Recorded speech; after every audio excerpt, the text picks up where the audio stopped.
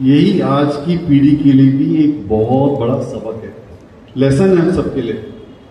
जो सही है वो करो और सरलता का जीवन जियो।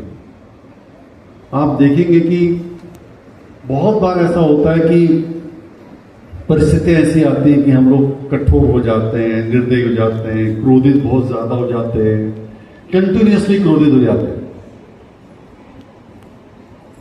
तो सोचने वाली बात है कि हमारे को अपना क्या लेवल रखना चाहिए। एक ओपन आइडियाज आपको दे रहा हूं। जब हम लोग प्रशासन में होते हैं, हमें कभी कभी एक्टिंग भी करनी होती है, और वो एक्टिंग पता क्या होती है, कभी कभी जानबूझ गुस्सा दिलाना पड़ता है, दिखाना पड़ता है। दिखाएंगे कि नहीं? लेकिन एज ए पेरेंट्स कभी कभी जब बच्चे गुस्सा करते हैं तो वास्तविक गुस्सा आता है। लेकिन कई बार पेरेंट्स वहां पे भी एक्टिंग करते हैं, एक पल गुस्सा करेंगे, दूसरे पल पुचकार देंगे। ऐसा होता है कि नहीं? कितने लोगों के साथ ऐसा होता है? होता है। तो बच्चों, ये चीज हकीकत है।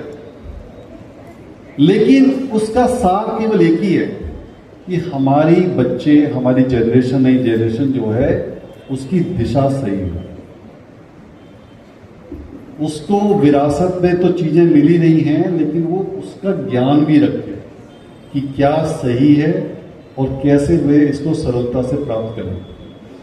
ठीक है? ये जीवन में यदि आप अडॉप्ट करेंगे तो आप मानिए कि तुलसीदास जी के जो मूल पॉइंट है, सारी चीजों का सारा जो मैं समझता हूं यही है। तो हमारी संस्था के द्वारा जो ये कार्यक्रम किया गया उसके लिए सभी को बधाई। आने वाले समय में भी कार्यक्रम चलते रहेंगे। साध्वी जी से निवेदन है, एक बार हम आपको और मौका देंगे, रिक्वेस्ट करेंगे कि आप पधारें और हम सबको आशीर्वाद भी दें, अच्छी बात बताएं। कि यंग एज से ये चीज सीखना, ये भी देखो, ये भी एक जेनजी का एग्जाम्पल है।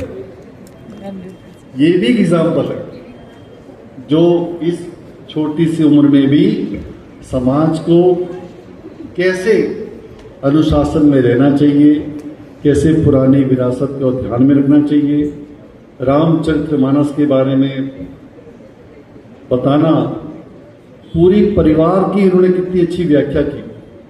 भगवान राम, लक्ष्मण, भरत, सीता मैया, हनुमान जी, सबके बारे में जो बताया, वही तो है जीवन।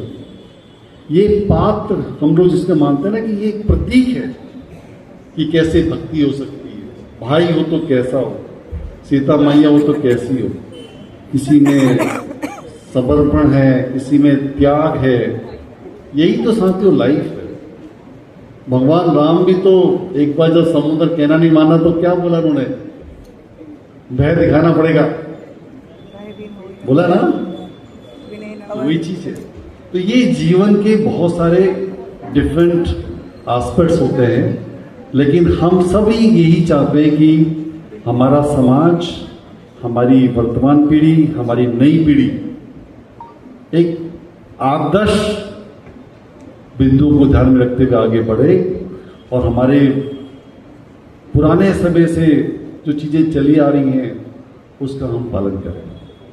आप सभी को पुनः कार्यक्रम प्रदान के लिए और साध्वी जी को विशेष रूप से बहुत बहुत धन्यवाद। Thank you. माननीय कलेक्टर महोदय,